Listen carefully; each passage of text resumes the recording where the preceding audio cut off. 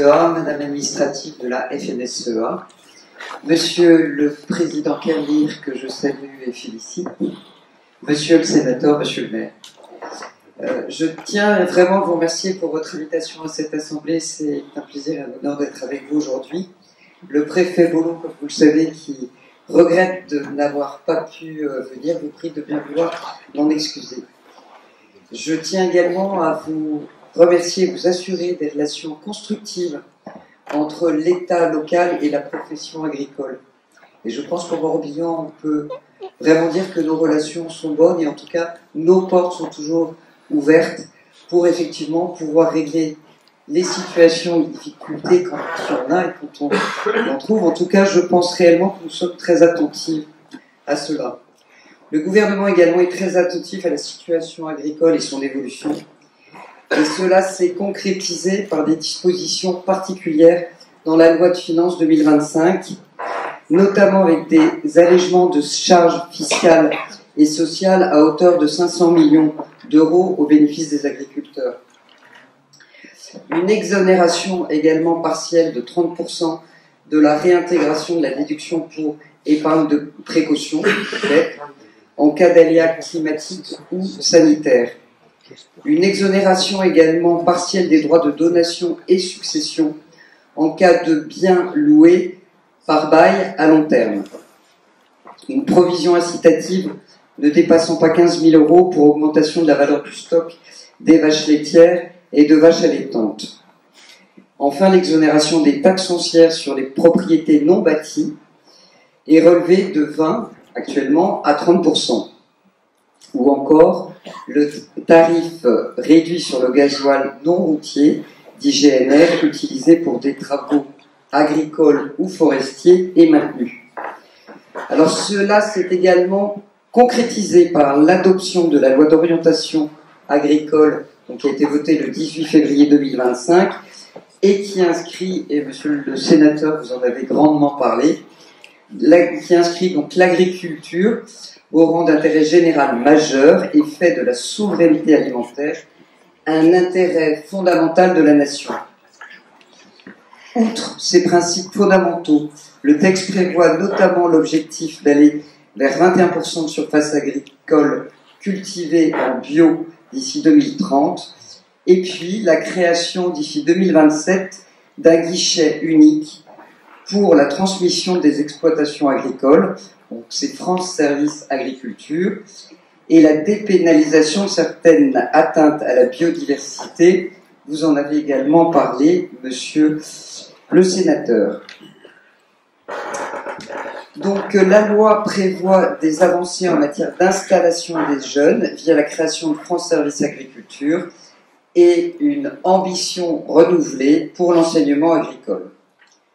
Pour répondre aux difficultés de trésorerie rencontrées par certains professionnels, le ministère de l'Agriculture a déployé depuis décembre, en lien avec les représentations agricoles et le réseau bancaire, une offre de prêts conjoncturels bonifiés par l'État. Pour aider les producteurs dont les trésoreries ont été dégradées, plus structurellement par des successions d'aléas climatiques, des prêts de consolidation garantis par l'État à hauteur de 70% viennent d'être lancés. Une circulaire récente du 21 février 2025 est venue préciser au préfet les conditions de simplification et de délégation au niveau local de la fixation de certaines dispositions de mise en œuvre et de calendrier, notamment pour les travaux agricoles dans le cadre de la PAC. La circulaire prévoit notamment la possibilité pour les préfets d'adapter dès cette année la date de fin de période d'interdiction de la taille de la coupe des haies et des arbres. Le ministère a prévu de transmettre dans les prochaines semaines les éléments qui permettront aux préfets de statuer sur ce sujet. Dès 2026, les préfets disposeront de la même manière d'une capacité d'adaptation concernant la date de début d'interdiction. Enfin, la mise en place du contrôle unique en exploitation agricole a également été un enjeu fort de ces derniers mois. Le préfet du Morbihan est très attentif à la mise en œuvre de cette mesure qui participent à la simplification administrative comme au bien-être des exploitants. Il a réuni tous les corps de contrôle en décembre dernier pour en déterminer les conditions d'application. Si la situation en Bretagne avait déjà connu des avancées positives sur ce sujet avec une coordination des corps de contrôle et l'établissement d'une charte contrôleur-contrôlé. La mise en place de la MIFA, donc mission interservices agricole, doit permettre d'améliorer encore cette coordination afin d'éviter que les exploitants connaissent plusieurs contrôles administratifs des services de l'État dans une même année.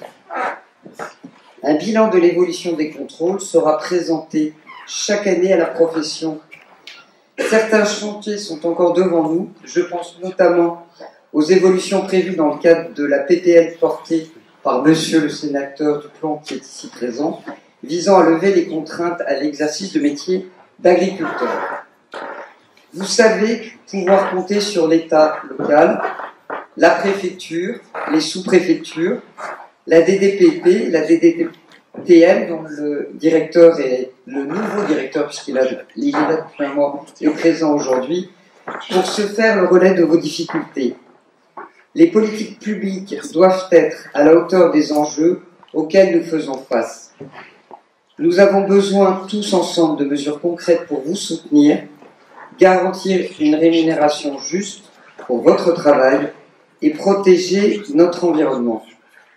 Il ne s'agit pas seulement de préserver votre activité, mais aussi de nourrir la société de manière responsable. Ensemble, nous devons aussi penser à l'avenir. L'agriculture ne doit pas seulement être un secteur économique, elle doit être un pilier de la société, garantissant une alimentation saine, locale et durable pour tous. Je vous remercie pour votre engagement, votre travail et votre détermination.